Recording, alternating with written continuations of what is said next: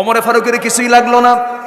সামনে চলতে চলতে হঠাৎ করে তিনি কানটা খাড়া করে রাখলেন, কান সোজা করে রাখলেন। তার কানের মধ্যে একটা গানের আওয়াজ তিনি শুনতে পেলেন। কোন মহিলা গুনগুন করে যেন গান গাচ্ছে, মহিলার কণ্ঠের গান। তিনি করলেন কি, সামনে চলতে চলতে হঠাৎ করে সোর্সটা পেয়ে গেলেন। একটা ঘর থেকে গানের আওয়াজ আসতেছে। গানের মূল ভাষা হলো একজন মহিলা একজন পুরুষকে পাওয়ার জন্য আবেগময়ী কিছু গান, বিরহের কিছু গান গাচ্ছে মহিলা। ওমরে ফারুক মনে মনে চিন্তা করলেন, এই জনপদে এইরকম গান তো কখনোই এলাও হবে না। কোন মহিলা তাহাজ্জুদের সময় এমনটা করছে? তিনি মনে মনে চিন্তা করলেন, অবশ্যই তাকে ধরতে হবে। দরজায় সে নক করলেন, কে গান গায়? এত বড় দুঃসাহস, তাহাজ্জুদের সময় তাহাজ্জুদ নামাজ না পড়ে, কোনো আওয়াজ নাই।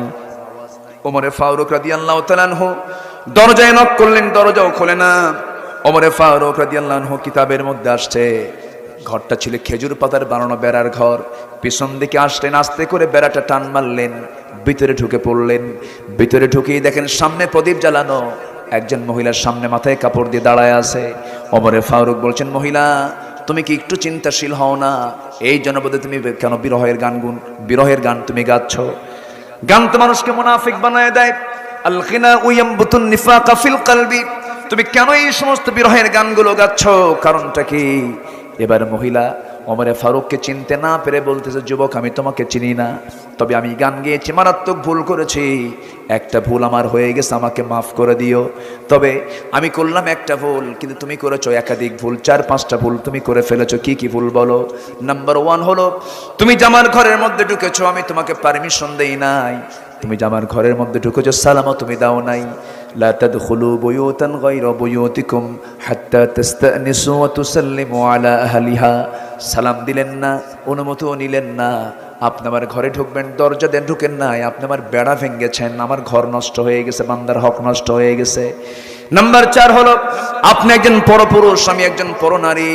আপনি আমার পর্দার খেলাফ করে ফেললেন, আমার কথার পর্দা নষ্ট হয়ে গেল। আপনি এই যে 4টা ভুলটা করেছেন, এই 4টা ভুলের জন্য আমি আপনাকে ছাড়বো না, আমি আপনাকে মাফ করব না। ওমরে ফারুক বলছেন, তুমি কি করবা বলো? সঙ্গে সঙ্গে বলছেন, ওই মহিলা বলতেছে, শুধু সকালবেলা হবে সূর্যোদয় হওয়ার সঙ্গে সঙ্গে। তুমি কি জানো এই জনপদের শ্রেষ্ঠ খলিফা হচ্ছেন ওমরে ফারুক রাদিয়াল্লাহু তাআলা আনহু। এই পৃথিবীর শ্রেষ্ঠ ন্যায় বিচারক হচ্ছেন তিনি, তার কাছে চলে যাব। আমি তোমার বিরুদ্ধে মানহানির মামলা দায়ের করবো, আমি তোমাকে ছাড়বো না। এত বড় দোষ তুমি করেছো, আমি তোমাকে ছাড়বো নাকি? ওমরে ফারুক সামনে দাঁড়ায়া তার সামনে ওমরের কথা বলে। এবার ওমরে ফারুক বলছেন, ও মহিলা, তুমি যে লোকটার নাম বলছো, তুমি তাকে চিনো নাকি? হ্যাঁ, আমি তার নাম শুনেছি অনেক। এবার তিনি বললেন, আমার জানা মতো ওমরে ফারুক তো লোকটা খুব একটা ভালো না।